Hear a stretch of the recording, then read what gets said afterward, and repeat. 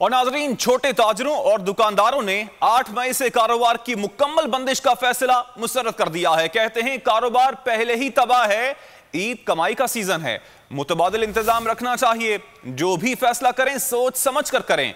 मार्केटों की बंदिश के बजाय SOPs पर अमल यकीनी बनाया जाए।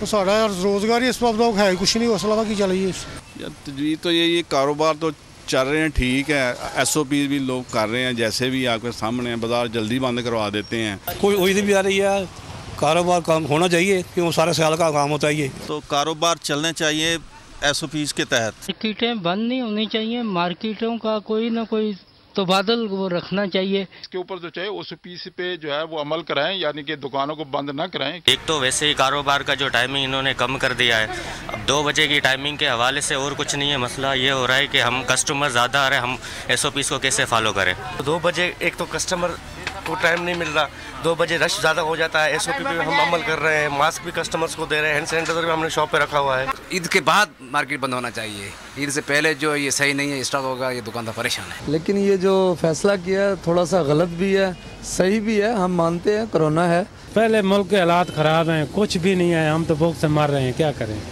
क्योंकि अक्सर आवाम ईद के दिनों में ही शॉपिंग के लिए निकलती है। वैसे आवाम को भी चाहिए कि पहले ही अपनी शॉपिंग कर लें, वो एक ही दफ़ा सारे निकल पड़ते हैं, वो फिर कोरोना बढ़ने के ज़्यादा चांसेस हैं। ए नूरे खुदा नूरे बसीरत की तलब है, रमज़ान का सदका तेरी रहमत की तलब है। मख्फी हैं इसी माह में रहमत के करीने, गर्दाब से निकले हुए बख्शिश के सफीने, गोया है तेरे इश्क में हम सब बराबर, मजलिस को तू गुलदस्ता फिरदौस बना दे, रिंदों को सनाए शहलौलाक पिला दे, तू शम्मे कलम को यदे बैज़ाई अता कर, बच्चों को तो इफ्तार में तस्नीम अता कर।